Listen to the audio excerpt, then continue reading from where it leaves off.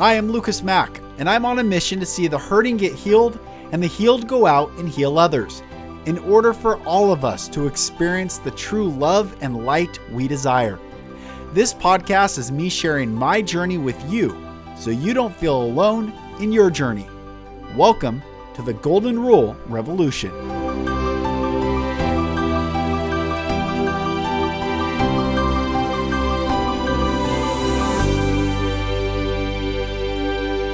Hello, brothers and sisters. Welcome back to another episode of the Golden Rule Revolution. I am Mack. Thank you for joining. Happy New Year. Happy 2022. Buckle up because this year is going to be very exciting and wild and most likely disruptive to so many on their belief structures, their mind-controlled fog that they've been under from the Tellai's vision. Because if you don't have the vision for your life, that Tellai's vision will implant a false vision for your life, and it will create a vision of fear, dependency, compliance, and slavery. Today, I just want to give an encouraging message to you as you start this year. I'm reading the Gnostic gospel, all the Gnostic gospels, but the Gnostic gospel of Phillip. And there's a line in here I want to read. Ignorance is slavery. Self-knowledge is liberation. Ignorance is slavery. Self-knowledge is liberation. Not knowledge, but self-knowledge. They say knowledge is power, but that narrative is to seek outside knowledge. So you're always seeking from the system that enslaves in the first place. But self-knowledge, to understand why, who, what, when, where, why, so what, and how about all you are, all that you say, all that you do, all that you've come from, all that you've thought of, all that you act out, to think through all these things and then really self-explore yourself. That's self-knowledge.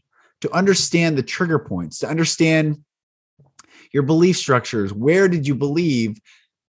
Firstly, what you believe. Who taught you what you believe? Why do you believe certain things? And then have you ever questioned why another thinks another way? So the question is, how are you viewing others that think differently than you? And have you ever thought through what information that they are viewing? And have you earnestly looked at what they're viewing? Now, I left the Romanistic, evangelical, fundamentalist Christian world. As you know, you've listened to me on this podcast, or for those of you who are new to this podcast, I was a Christian preacher, minister, ran my own ministry called Roll Call Ministries, was on the staff of Young Life, worked at churches, did a lot of heavy lifting in that world. Read the King James Bible cover to cover 7 times in 14 years, fasted from Sunday night to Tuesday morning every single week for 5 years. I prayed on my knees morning and night. I used to try to pray 2 hours a day. I was hardcore in that Christian world. And this is during the time of my life. This is in between 20 and really 34 years old. I was for 14 years so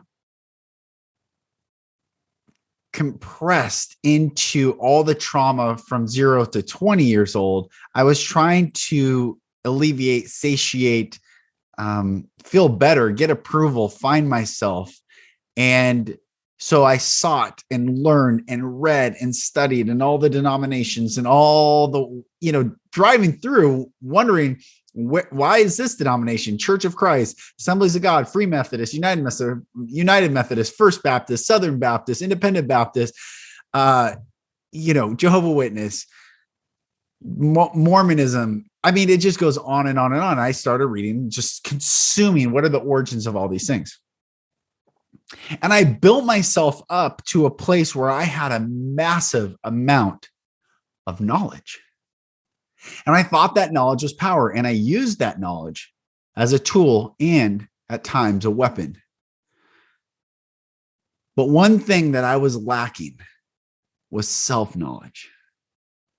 I was afraid to even go into the world of self-knowledge because I was taught that was new age and it's demonic and you're going to be infested with demons and you're going to be attacked and destroyed. And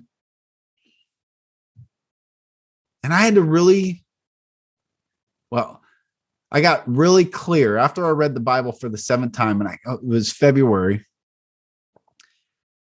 of 2014.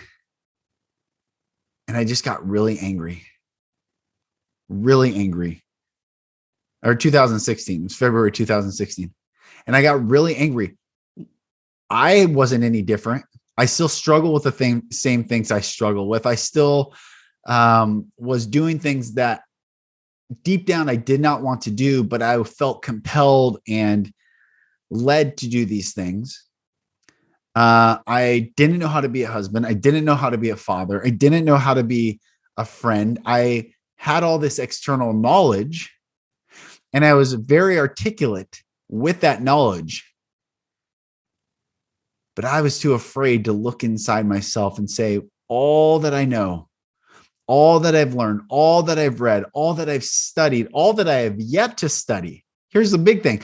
What I do not know, I'm afraid to actually look at those things first person and say, is there more? Am I right? And if I'm right, why was I not free? See, truth makes us free.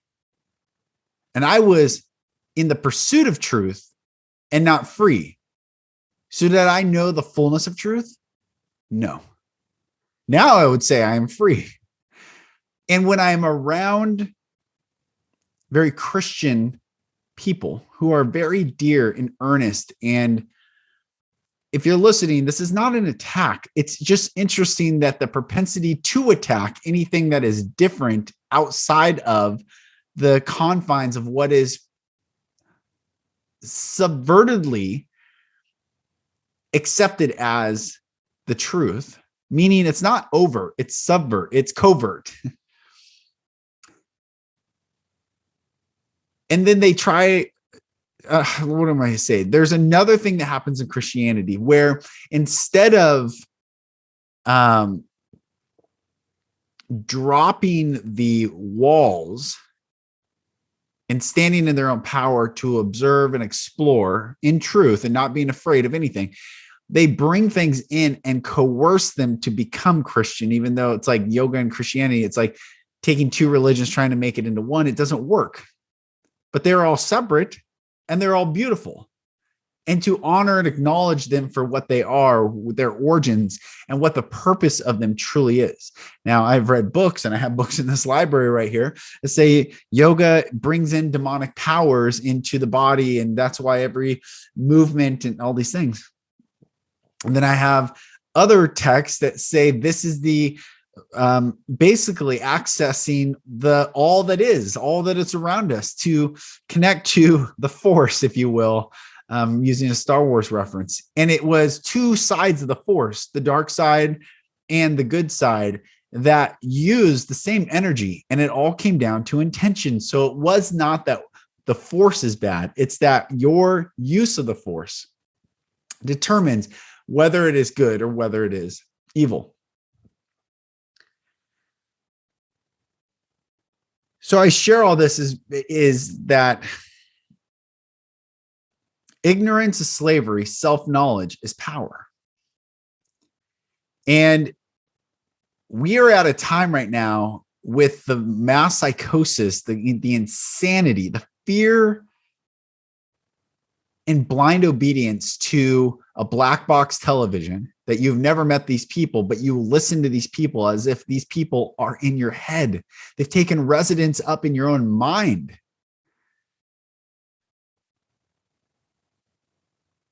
You're listening to knowledge, but don't understand why you do the things you do. That's not self-knowledge. And we are at a time right now, this time in 2022, it's interesting. You add up 2020, that leads to 4. 2, 0, 2, 0, 2 plus 2 is 4. 4 in the Bible is the number of division. To divide. Well, we know we went through a dividing time. It is pre and post 2022. The world will never be the same after 2022. Okay, so 2 plus 2 is 4. 4 is the number of division. Now in 2021 that we just finished up, we have 2 plus 2 plus 1. That's 5. 5 is the number of life.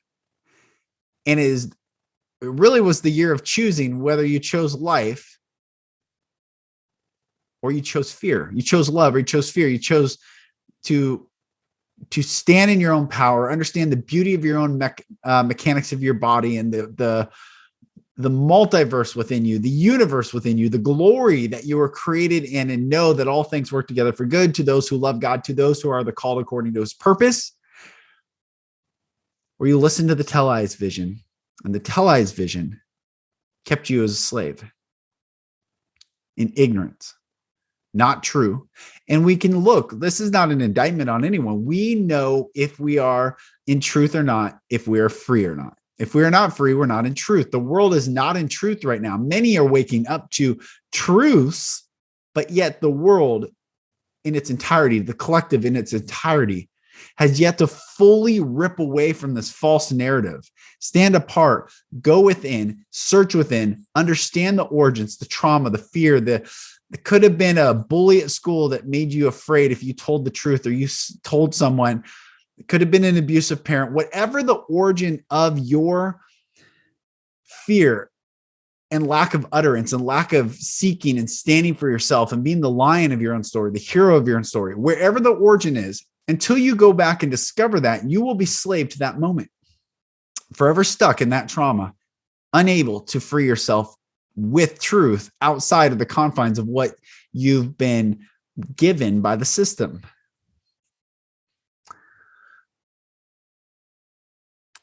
So 2021, 2 plus 2 plus 1, 5. 5 is the number of life. The first day in Genesis that life was entered a living creature, that God made life in a living creature, was the 5th day.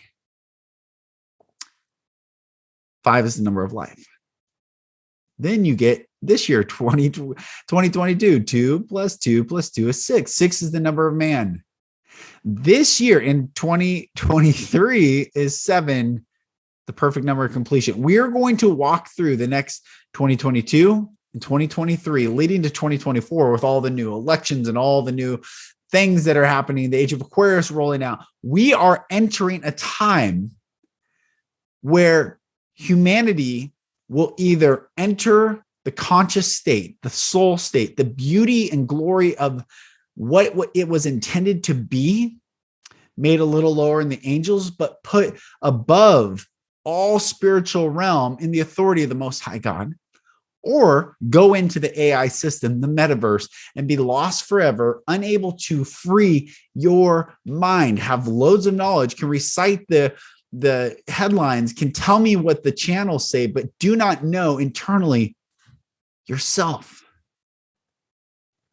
where you come from, why you are what you are, and why you're afraid to die more than you're afraid not to live. So we have to discover these things, because we are at this time where the timelines are about to split off. And it's very exciting. The Matrix 4 is so interesting. A lot of people don't like Matrix 4, and I loved it. And I love all the Matrix movies. Matrix 4 to me said that the divine masculine has been exhausted for a very long time fighting. And it wasn't until the divine feminine rose and took its place alongside the divine masculine that both stepped in as one. And in that oneness, Neo is an anagram of one, N-E-O-O-N-E. The one became one with Trinity, 3 in 1. Water exists in 3 states: liquid, steam, and ice. And it does not change its chemical compound. That's the Trinity, water. Liquid, steam, and ice, all still one. So when Neo, the one, joined with Trinity, the three became one, and they became unstoppable and truly free. And brothers and sisters, there's a lot of masculinity is definitely increasing right now because of the divine feminine holding space for so long. And I don't mean the wounded feminine. I mean the real, true divine feminine. Women speak out more about anti-mask, all the stuff, anti-lockdowns all over. Women are more vocal than the men. The men have become so beat down and are tired. But that's changing because men are being encouraged by the divine feminine, and we are changing forever. I bring all this up to say that's what the Matrix was truly showing. It's that it's not one or the other, it's one and the other. And because it's one and the other, that two become one, and that one becomes inseparable. In unity, peace is the prize. So as we go into 2022, the year of man, the year of six, the year of tiger, I want you to really, and I encourage you all to really examine yourself fully, 100%, without hesitation, and have no fear. Go explore everything. Go read the Quran. Go read the Bhagavad Gita. Go read the Bible. Go read the Torah. Go read the Talmud. Go read all these Safers.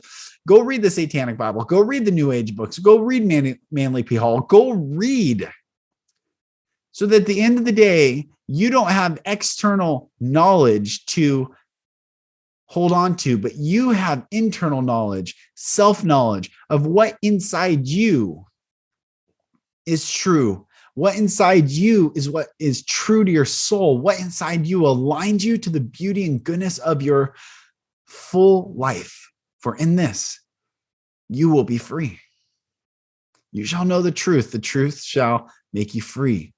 But because we're not free, it's because we have not yet to seek out the full truth.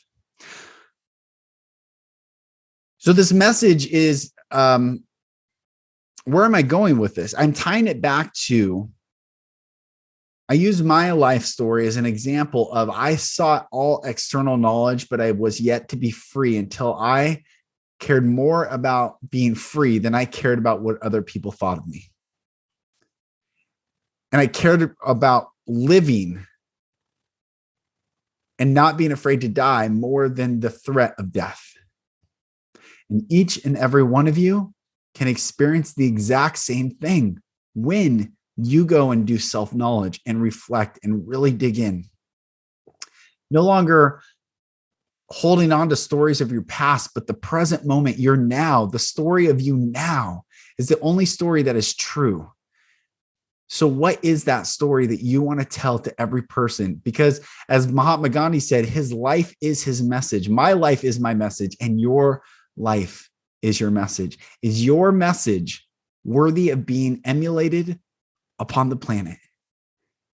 It's mine. This is the question we must ask ourselves. And if not, let us continue to seek, reflect, dig in, so that we can stand in our own power and not be swayed or coerced into submitting to a force that only wants to take everything from us and give us nothing in return. When God himself, the source of all things, already says you already have everything within you that you'll ever need. So go within. This is the encouragement to you all. I love you all. Thank you for listening to this podcast. I ask if you're on YouTube, you like, subscribe, share this podcast. It's all everything. There's no one outside yourself that is responsible for how you feel. Everything is within. Everyone is a mirror. So go within and find that. Liberate yourself. You are who you've been waiting for. I'm Lucas Mack. This is the Golden Rule Revolution, and I'll talk to you on the next episode. Thank you, brothers and sisters, for listening. For support in your journey, go to my website, lucasmack.com.